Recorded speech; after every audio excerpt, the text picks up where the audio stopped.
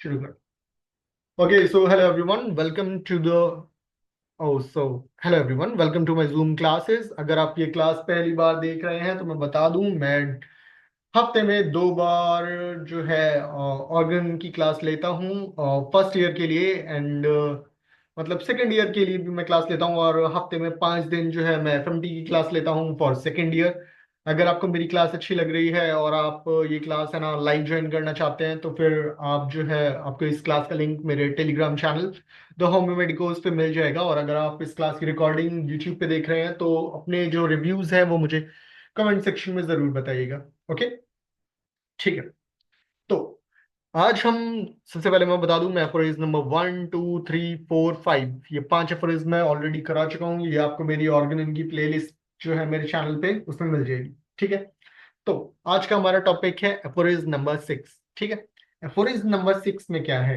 एफोरिज number 6 में बताया गया है अनप्रेजुडाइज्ड ऑब्जर्वर के बारे में। ठीक है। अगर वाइवा में भी पूछते हैं कि अच्छा बताओ कि एफोरिज नंबर 6 क्या है, तो आपको ऐसे बताना है कि एफोरिज नंबर 6 है अनप्रेजुडाइज्ड ऑब्जर्वर।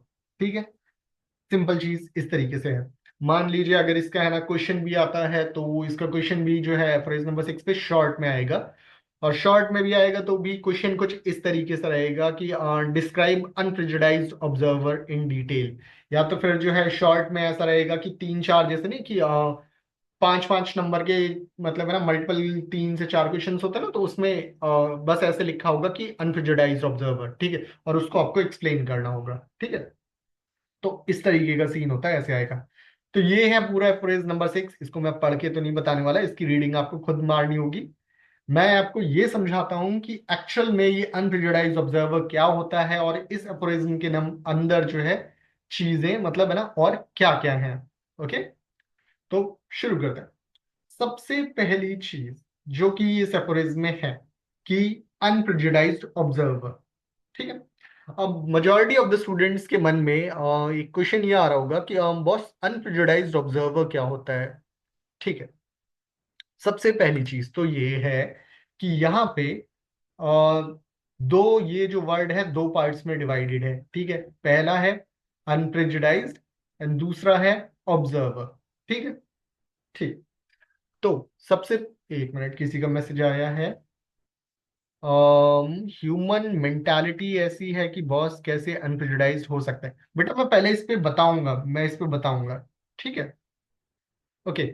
तो सबसे पहली चीज मैं ये बताता हूं कि अनप्रेजुडाइज्ड क्या होता है, ऐसे स्टूडेंट जो कि नहीं जानते उनके लिए। ठीक है।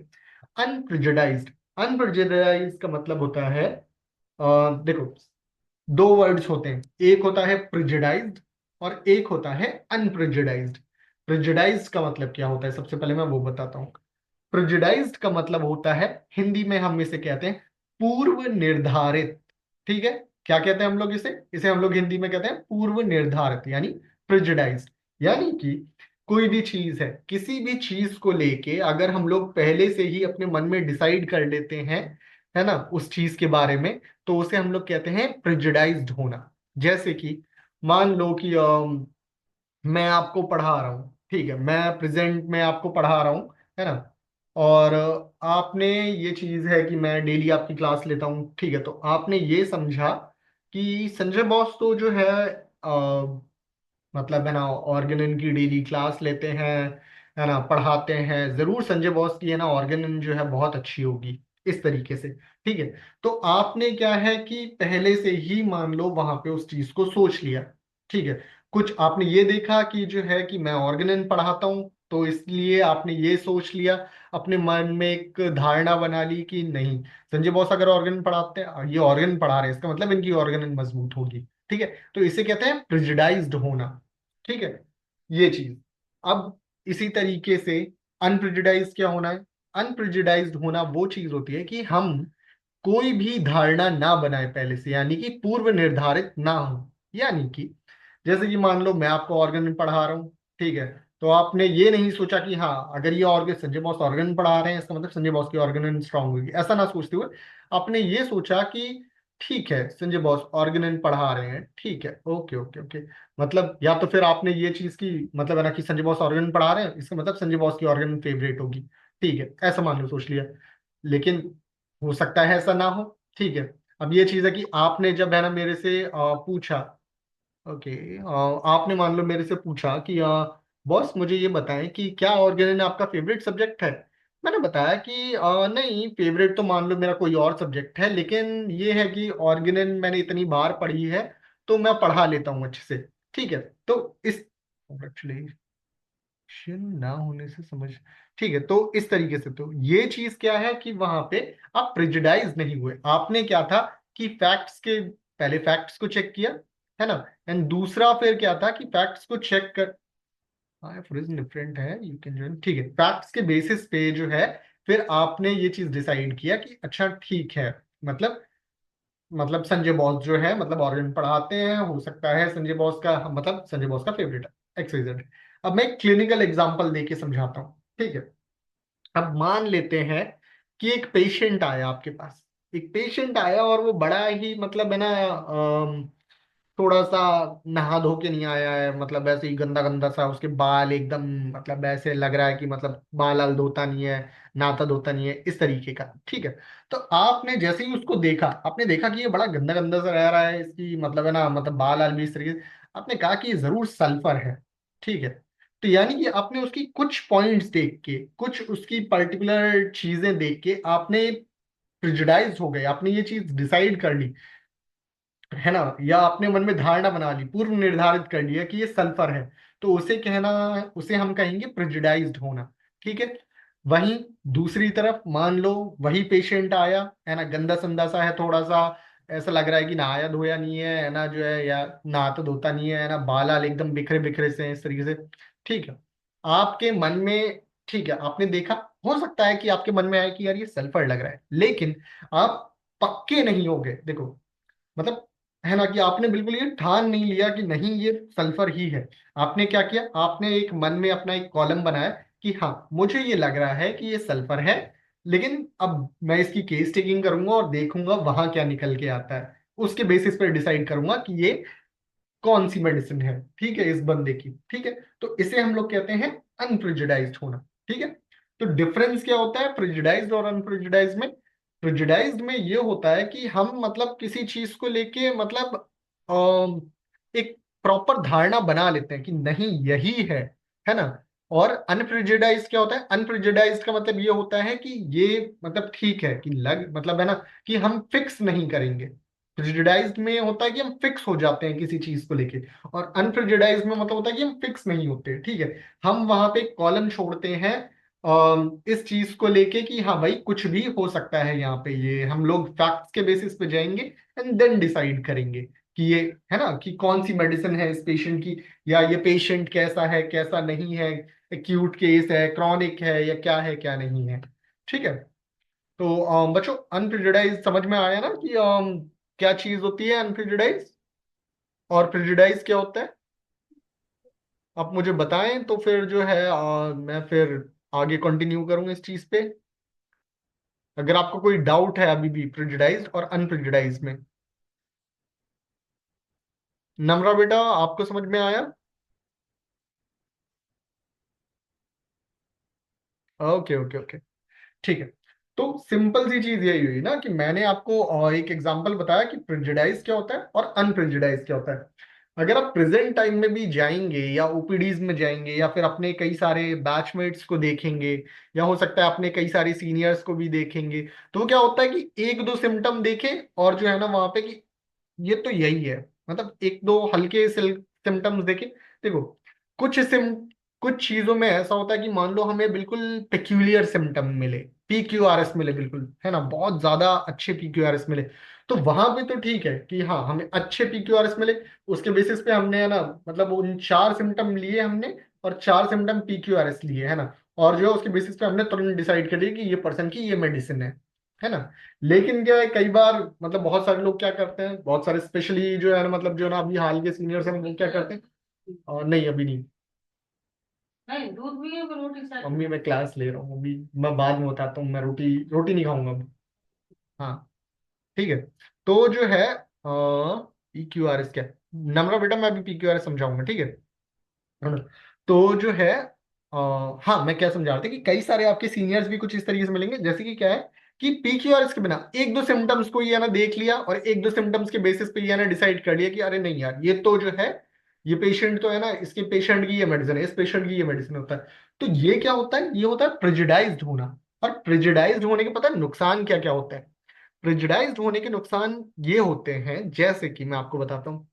मान लो पेशेंट कोई आया, है ना, मैंने वही, फिर से मैं बता रहा हूँ वही चीज की, मान लो गंदा संदा सा बिना नहाया हुआ ऐसा लगा आपको, है ना, आपने कहा ये तो सल्फर है, पक्की चीज है ना भाई, ठीक है, बढ़िया, आपने और फिर जो है ना उसको सीधे सल्फर जो है ना, फिर क्या था कि या तो फिर दो सिनेरियोज हो सकते हैं, आपने एक तो हो सकता है केस टेकिंग ली, एक हो सकता है आपने केस टेकिंग लिए बिना उसको सीधे सल्फर पकड़ा दी, एक है कि आपने केस टेकिंग भी ली।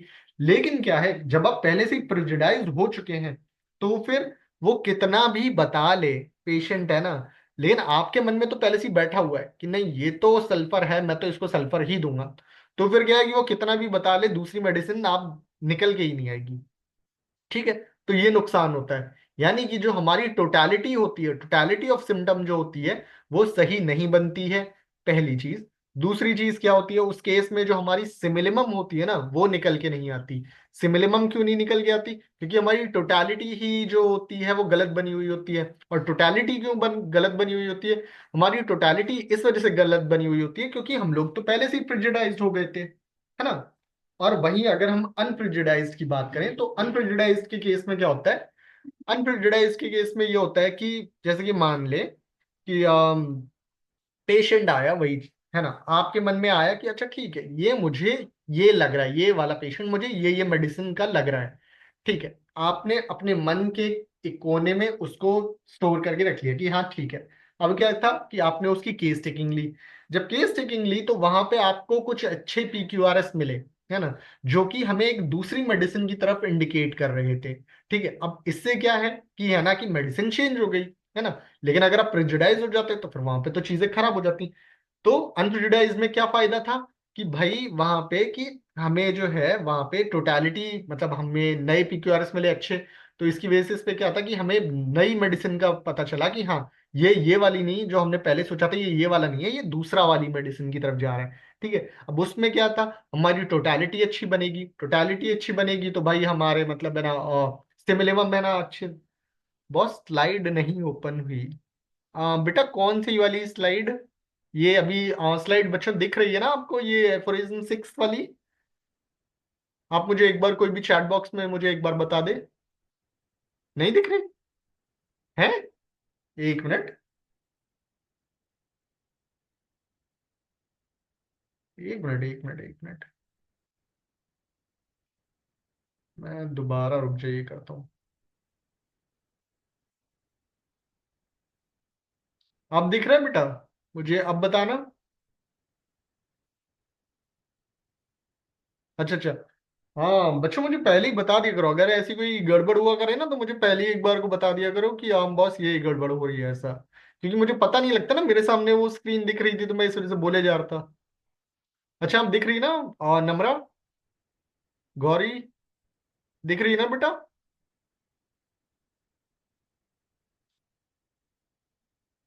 प्रिज्म 5 की दिख रही है?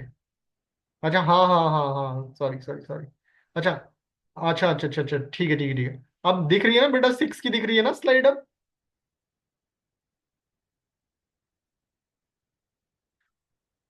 ओके ओके ओके, ठीक है। तो वही चीज थी कि एफोरिज्म 6 में क्या बता रहा था मैं, कि एफोरिज्म 6 में बताया हुआ है अनप्रेजुडाइज्ड ऑब्जर्वर के बारे में। ठीक है, फिर मैंने उसमें बताया था ना कि प्रेजुडाइज्ड और अनप्रेजुडाइज्ड ऑब्जर्वर क्या, प्रेजुडाइज्ड और अनप्रेजुडाइज्ड क्या होता है? बेटा समझ में आया था ना कि प्रेजुडाइज्ड और अनप्रेजुडाइज्ड में डिफरेंस क्या होता है? ओके ठीक है। अब जैसे कि हमें जेबा ने क्वेश्चन किया था कि बॉस आज के टाइम पे, मतलब है ना, आज का टाइम इस तरीके से है कि भाई कोई भी अनप्रेजुडाइज्ड कैसे हो सकता है।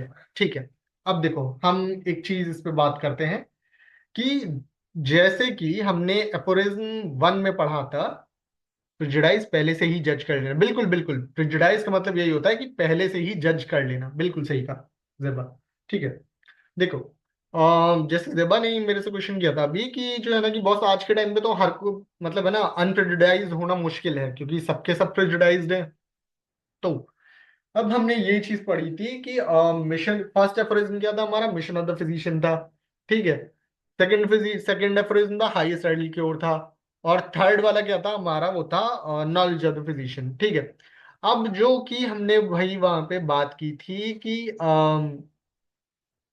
हाँ, जो है फिजिशियन के बारे में। ठीक है।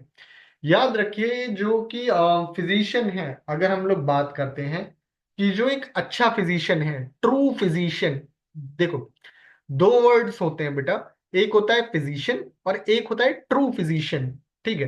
तो जो फिजिशियन होता है, फिजिशियन तो कोई भी हो सकता है। ठीक है। जिसको मतलब है ना मतलब हीलिंग आर्ट की मतलब है ना आती है, प्रैक्टिशनर ऑफ हीलिंग आर्ट है ना, तो वो तो फिजिशियन हो गया, है ना। और the skilled practitioner of healing art, है ना, वो फिजिशियन की ट्रू डेफिनेशन होगी, है ना। और ट्रू फिजिशियन कौन होता है? ट्रू फिजिशियन या एक गुड फिजिशियन कौन होता है? वो अनप्रेजुडाइज्ड होता है। एक गुड फिजिशियन कौन होता है? अन गुड फिजिशियन की क्वालिटी होती है कि वो कैसा होना चाहिए? अनप्रेजुडाइज्ड होना चाहिए, है ना। तो वो चीज है। तो जैसे कि जेबा ने हमको बोला था कि वहां पे आज के टाइम पे तो हर कोई प्रेजुडाइज्ड है।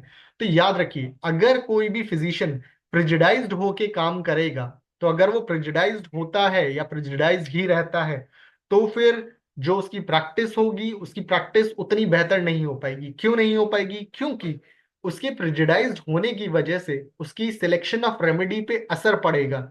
और जिस सिलेक्ट अगर वो उसका सिलेक्शन ऑफ रेमेडी अच्छा नहीं होगा, तो वो क्योर नहीं कर पाएगा, है ना।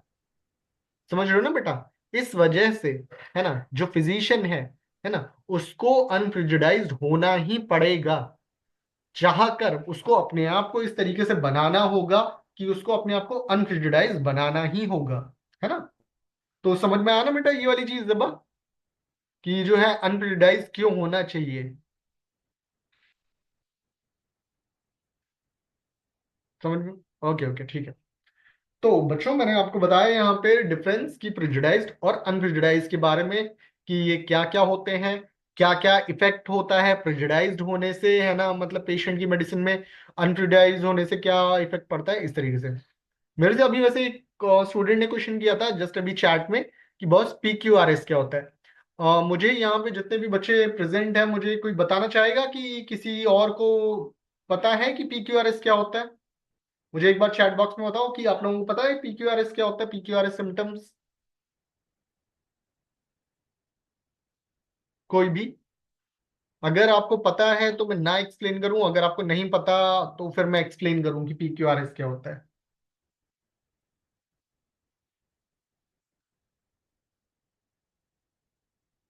हम्म। कोई रिस्पॉन्स नहीं। मुझे एक बार रिस्पॉन्स दे के बता दीजिए, ताकि या तो फिर मैं PQRS बताऊं, नहीं तो फिर मैं आगे कंटिन्यू करूं। ना ना ना ना ना बेटा, पायरेक्सिया नहीं होता। PQRS पता है या नहीं? सर नहीं पता, नम्रा पूछ रही है, मैं ही पूछ रही थी। थोड़ा repeat boss. No, okay okay okay ठीक है। देखो PQRS मैं बता देता हूँ, फिर मैं आगे बढ़ूंगा, ठीक है। हाँ, PQRS सिम्टम क्या होता है? देखो, PQRS सिम्टम्स, है ना, ये एक कीवर्ड होता है, ठीक है, जिसमें से हर एक वर्ड जो है नहीं ठीक है। ओके कोई नहीं, अब मैं समझाता हूँ। देखो PQRS सिम्टम क्या होता है, PQRS, है ना, यानी कि इसमें जो PQRS सिम्टम्स है, इसमें जो PQRS, ये जो चार वर्ड है, उनका हर एक वर्ड का एक इंडिविजुअल मीनिंग है, ठीक है। पी, पी से पेक्यूलियर, ठीक है, पी से पेक्यूलियर, क्यू से क्वेयर, है ना, और PQR, हाँ, आर से रेयर, और एस से स्ट्रेंज, ठीक है। ये चार तरीके के सिम्टम्स होते हैं जो कि मेन माने जाते हैं, ठीक है। कौन कौन से? PQR सिम्टम यानी पेक्यूलियर, क्यूर, है ना, peculiar, queer, rare and strange, ठीक है। हमें मान लो जब भी हम लोग है ना कोई भी पेशेंट की केस टेकिंग कर रहे होते हैं, तो उसमें से जो हमारे लिए जो मेन सिम्टम होते हैं, जिसे हम लोग कहते हैं, कई बार आपने सुना भी होगा जब आप मटेरियल पढ़ते हैं, कि हमें उसमें जो पेशेंट की केस टेकिंग में हमें उसके PQR सिम्टम्स को आइडेंटिफाई करना होता है, ठीक है। तो सबसे पहले मैं उसमें पी का मतलब बताता हूँ, पेक्यूलियर सिम्टम्स का मतलब क्या होता है। पेक्यूलियर सिम्टम्स वो होते हैं जो कि किसी भी पेशेंट में, मतलब उसी पेशेंट से रिलेटेड पर्टिकुलर हो, ठीक है, या तो फिर किसी मेडिसिन के पर्टिकुलर सिम्टम, जैसे कि मान लेते हैं पेक्यूलियर सिम्टम का मैं आपको एक एग्जांपल देता हूँ। जैसे कि जब हम एक्ोनाइट पढ़ते हैं, आप सब लोगों ने मुझे लगता है एक्ोनाइट पढ़ी होगी। तो एक्ोनाइट के अंदर जो है एक सिम्टम है वहां पे कि वो fear of death. Fear of death में भी क्या कि वो डेट प्रेडिक्ट करता है अपनी डेथ की कि इस तारीख में मर जाऊंगा, ठीक है।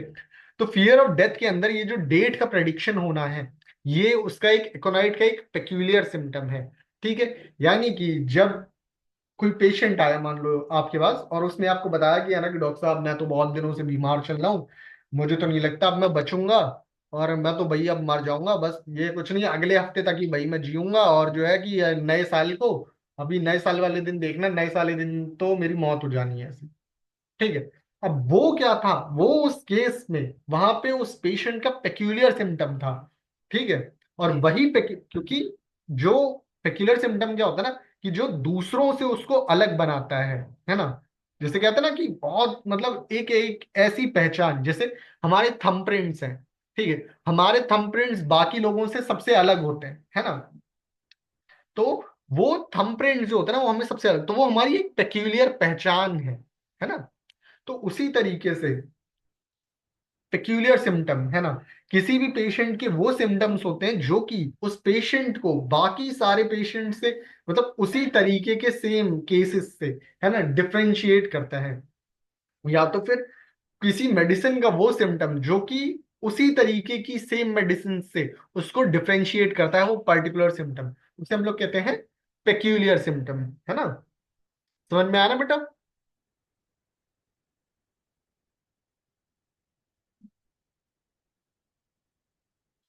और हाँ, ओके ओके ओके, ठीक है। मैं वैसे ये सोच रहा था कि PQRS में अभी इस वाले में ही है ना, अभी अगर मैं पूरा का पूरा एक्सप्लेन करने लग जाऊँ ना तो मेरा ये वाला एफोरिज्म का टाइम पूरा खा लेगा वो PQRS, क्योंकि वो एक अच्छा टॉपिक है। तो मैं एक काम करूंगा कि PQRS सिम्टम वाला वो मैं आपको एक अलग लेक्चर में एक अलग उसमें बता दूंगा, ठीक है। क्योंकि फिर हर ऐसे में फिर वो मतलब है ना मिक्स करता गया ना, तो फिर क्या रहेगा कि आपका एफोरिज्म का जो है ना टाइम है ना वो खत्म हो जाएगा, और जो है ना फिर मिक्सअप हो जाएगा आपके दिमाग में भी। अब क्योंकि देखो मेरे लिए तो भाई सिंपल चीज है, मेरा तो सारा का सारा क्लियर है, तो मुझे तो ऐसा लगता ही नहीं है कि आप लोग फंस रहे हो, लेकिन आप लोगों को प्रोसेस करने में दिक्कत आएगी, ठीक है। तो बस मैंने ये चीज बता दी थी कि प्रेजुडाइज और अनप्रेजुडाइज में PQRS कहाँ पे आता था, ठीक है। तो वो हो गया, ठीक है। तो यहाँ पे क्या था हमारा, फिर से वहीं पे आते हैं। फॉर नंबर 6 में क्या था, अनप्रिजुडाइज्ड ऑब्जर्वर, है ना। ऑब्जर्वर यहाँ पे किसके लिए वर्ड यूज किया गया है, ऑब्जर्वर यहाँ पे वर्ड यूज किया गया है फिजिशियन के लिए, ठीक है। अनप्रिजुडाइज्ड ऑब्जर्वर यानी कि यहाँ पे ये जो एफरेज नंबर 6 है उसमें ये चीज बताई गई है कि जो फिजिशियन है ना, वहां पे उसको कैसा होना चाहिए, उसको एक अनप्रिजुडाइज्ड ऑब्जर्वर होना चाहिए। यानी कि उसको पूर्व निर्धारित नहीं होना चाहिए, उसको क्या होना चाहिए कि भाई पहले से ही, मतलब है ना, ये नहीं हो कि पहले से ही भाई उसने जज कर लिया कि ये यही है, ऐसा नहीं करना चाहिए। उसको सारी अच्छे से है ना सारी चीजों को ऑब्जर्व करना चाहिए, अच्छे से पहले पूरी केसिंग लेनी चाहिए, टोटालिटी बनानी चाहिए, इस तरीके की चीजें करनी चाहिए, ठीक है। तो ये चीज थी। वैसे मैं एक और चीज बता दूं कि अनप्रिजुडाइज्ड ऑब्जर्वर, ठीक है, अनप्रिजुडाइज्ड ऑब्जर्वर होना चाहिए। इस वर्ड का जो है ना अनप्रिजुडाइज्ड ऑब्जर्वर का जो वर्ड है ये, है ना, इसका जिक्र आपको 3 एफोरिज्म्स के अंदर मिलता है टोटल, है ना, ऑर्गेनिज्म में। एक मिलता है आपको एफोरिज्म नंबर 6 के अंदर, एक मिलता है एफोरिज्म नंबर 83 के अंदर, और एक मिलता है एफोरिज्म नंबर 98 के अंदर। जिसमें से 83 और 98 एफोरिज्म जो है वो आपको केस टेकिंग वाला जो पार्ट है आपका, है ना, तो आपको उसमें देखने को मिलेगा। ये वाइवा के लिए भी एक इंपॉर्टेंट क्वेश्चन है कि मान लीजिए वाइवा में आपसे पूछा जा सकता है कि अच्छा बताओ कि अनप्रेजुडाइज्ड ऑब्जर्वर किस किस एफोरिज्म में है। तो आपको बताना है कि एफोरिज्म नंबर 6, एफोरिज्म नंबर 83 और एफोरिज्म नंबर 98, इन 3 में है वहां पे अनप्रेजुडाइज्ड ऑब्जर्वर। ओके। तो फिर से मैं इसमें है ना आगे बढ़ता हूँ कि एफरोज नंबर 6 में क्या है, अनप्रेजुडाइज्ड ऑब्जर्वर के बारे में बताया कि फिजिशियन को जो है अनप्रेजुडाइज्ड होना चाहिए, और अनप्रेजुडाइज्ड होते हुए, है ना, उसको क्या करना है, अनप्रेजुडाइज्ड होते हुए उसको वहां पे बनाना है किसी भी केस में पोर्ट्रेट ऑफ द डिजीज। ठीक है, तो अनप्रेजुडाइज होते हुए उसको बनाना है फिजिशियन को portrait of the disease.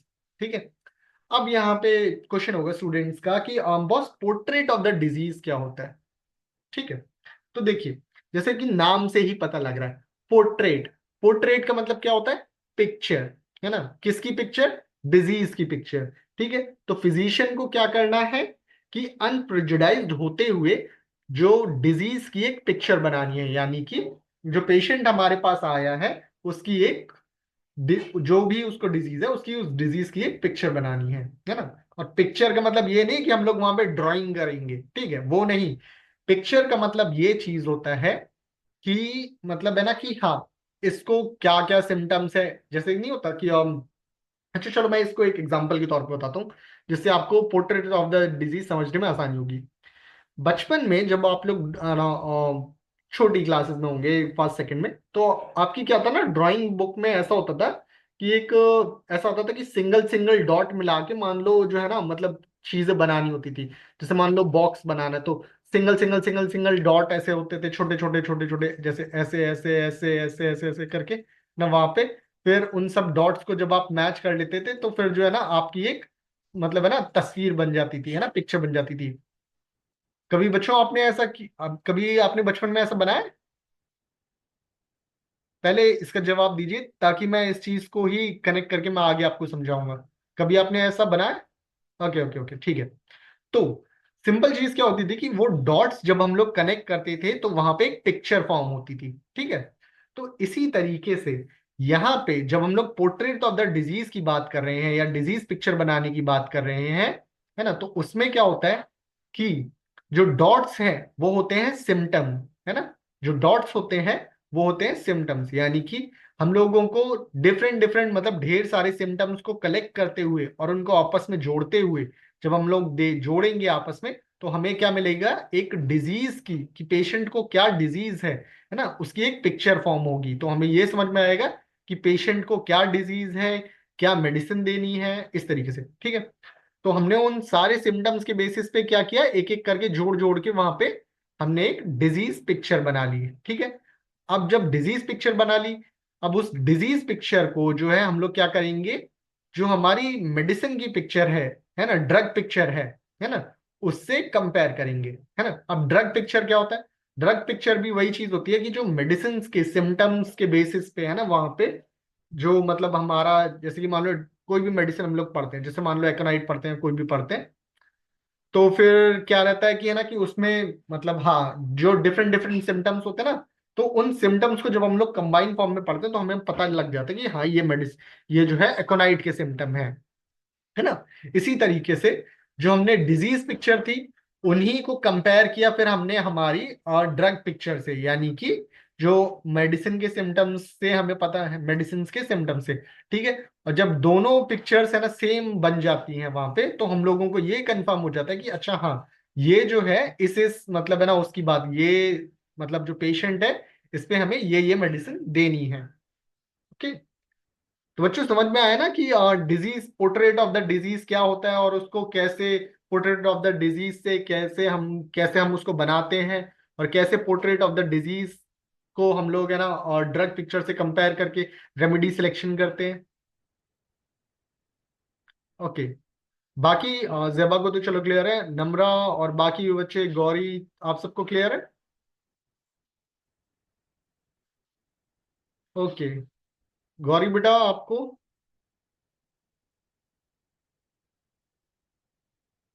Okay ठीक है, ये क्या है ना जैसे और disease picture, portrait of the disease है ना, और ड्रग पिक्चर, ये सारे एक ऐसे वर्ड है ना जो कि आपको पूरी ऑर्गेनन में मल्टीपल टाइम्स है ना वहां पे मिलेंगे, हंड्रेड्स टाइम्स आपको मिलेंगे। तो आप यहां से ही समझना शुरू करेंगे ना तो फिर आपको और आसानी होगी आगे इनको समझने में, है ना, और कैसे इनका यूज करते हैं उस चीज में।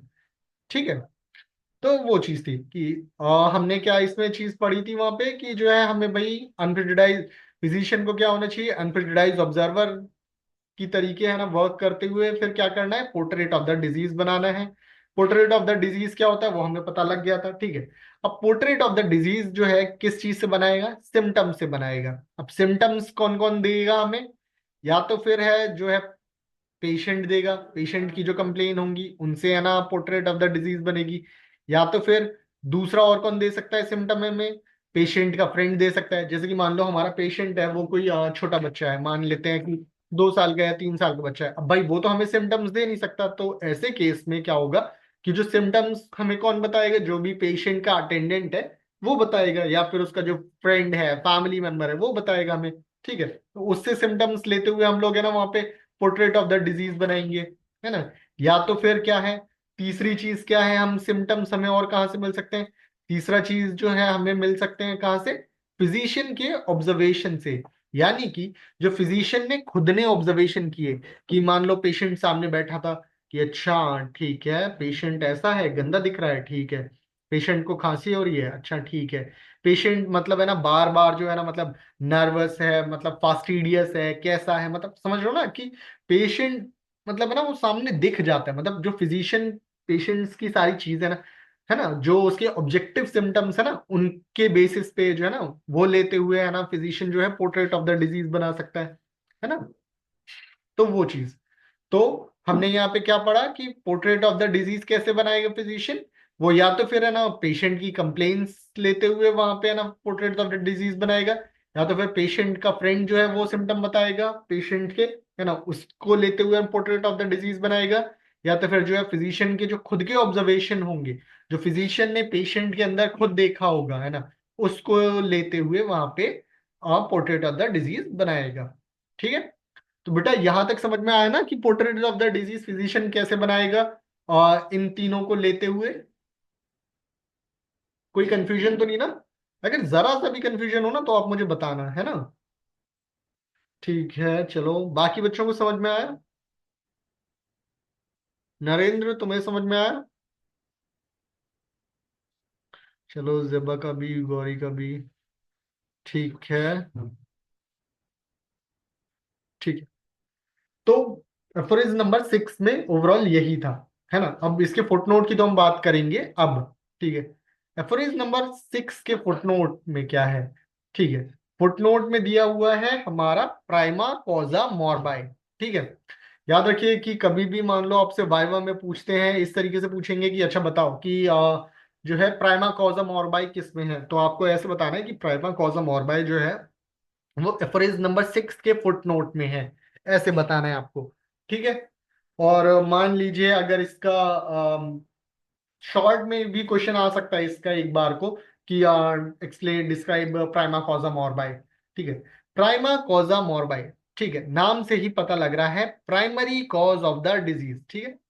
प्राइमा कॉजा मोर्बाई, प्राइम ये एक लैटिन वर्ड है, सबसे पहली चीज तो मैं ये बता दूं कि ये एक लैटिन वर्ड है, ठीक है। प्राइमा का मतलब होता है प्राइमरी, कॉजा का मतलब होता है कॉज, और मोर्बाई का मतलब होता है डिजीज, यानी कि primary cause of the disease, ठीक है। मास्टर हैनीमैन ने ये कहा था, वैसे तो मेरे पास 3.5 मिनट है लेकिन मैं अच्छे से जल्दी जल्दी आपको बता देता हूँ। मास्टर हैनीमैन ने, सर फुटनोट का क्या मतलब होता है, फुटनोट का मतलब ये होता है, देखो फुटनोट कुछ इस तरीके से होता है कि उस एफोरिज्म से जुड़ी हुई एक एक्स्ट्रा, मतलब है ना एक तरीके से बोलते हैं कि एक एक्स्ट्रा नोट होता है ना, उसी से जुड़ा हुआ एक एक्स्ट्रा नोट फॉर्म में होता है, तो वही फुटनोट होता है, ठीक है। मैं जल्दी से बता दूं वरना तो मेरा नेक्स्ट क्लास एक और लेनी पड़ जाएगी, क्योंकि मेरे पास 3 मिनट है। तो वो भी मैं आपको फुटनोट का नेक्स्ट उसमें और अच्छे से एक्सप्लेन करूंगा, ठीक है। तब तक मैं ये जल्दी जल्दी कर देता हूँ। प्राइमा कॉजा मोर्बाई यानी primary cause of the disease, ठीक है। ये एक लैटिन वर्ड है, और मास्टर हैनीमैन ने कहा था कि कोई भी डिजीज है, किसी भी डिजीज में जो है हमें प्राइमरी प्राइमा कॉजा मोर्बाई जो है मतलब है ना मेन फाइंड करना होता है, ठीक है। प्राइमा कॉजा मोर्बाई क्या होता है, सबसे पहली चीज तो ये होता है प्राइमा कॉज ऑफ मोर्बाई, जैसे कि हमने पता किया कि वहां पे primary cause of the disease, और primary cause of the disease किसको डिनोट किया गया है, मास्टर हैनीमैन ने प्राइमा कॉज ऑफ मोर्बाई जो है मियाज्म को है ना वहां पे है ना बताया है, प्राइमा कॉज ऑफ मोर्बाई यानी मियाज्म को लेके है ना वहां पे डिनोट किया गया है कि देखो। एक और चीज मास्टर हैनीमैन ने ये भी चीज बताई है कि जो primary cause of the disease है या प्राइमा कॉज ऑफ मोर्बाई है ना, वो मटेरियलिस्टिक नहीं होता, वो कैसा होता है, डायनामिक होगा, ठीक है।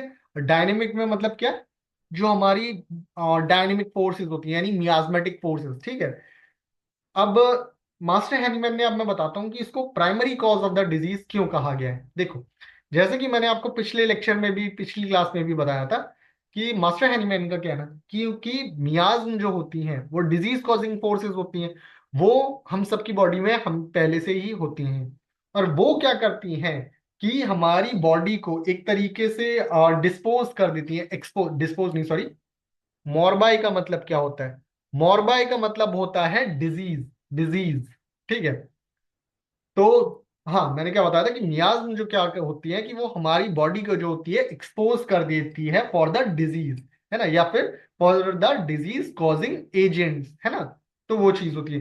तो मास्टर हैनीमैन ने जो एफरेज नंबर 6 के फुटनोट प्राइमा कॉजा मोरबाई में प्राइमा कॉजा मोरबाई को बताया है कि primary cause of the disease, या फिर उन्होंने ये भी कहा है कि जो प्राइमा कॉजा मोरबाई है वो मटेरियलिस्टिक नहीं होगा, वो डायनेमिक होगा। यानी कि मियाज्म को कहा गया है कि किसी भी डिजीज को होने में जो प्राइमरी कॉज होता है एक्चुअल में वो होता है हमारा मियाज्मेटिक, है ना, मियाज्म होता है वहां पे। इस चीज को बताया गया है, ठीक है। इस लेक्चर में वैसे मैं इतना ही बताऊंगा, इतना ही आपके लिए सफिशिएंट है, क्योंकि फिर मियाज में मैं और घुस जाऊंगा तो वो और लंबा खिंच जाएगा, और क्योंकि इस मीटिंग में 1 ही मिनट बचा हुआ है, तो अभी के लिए तो इतना ही जान लीजिए। जो नेक्स्ट वाली क्लास होगी, है ना, तो उसमें मैं आपको ये मियाज वाली चीज पे ना और ज्यादा खींच के बताऊंगा, है ना। एक काम करूंगा कि मियाज्म को लेके मैं एक प्रॉपर एक क्लास ले लेता हूँ, ठीक है। तो जिसमें क्या रहेगा ना कि मियाज्म को लेके मैं एक अच्छा ओवरव्यू आपको दे दूंगा। तो जहां जहां भी वर्ड मियाज्म का वर्ड यूज होगा ना, तो आपको समझने में आसानी होगी, है ना। तो यही है। तो देखो, मैं फिर से रिपीट कर दूं कि फ्रेज नंबर 6 में क्या है। फ्रेज नंबर 6 में बताया गया है अनप्रेजुडाइज्ड ऑब्जर्वर के बारे में, यानी फिजिशियन को अनप्रेजुडाइज्ड ऑब्जर्वर होना चाहिए, और अनप्रेजुडाइज्ड होते हुए उसको पोर्ट्रेट ऑफ द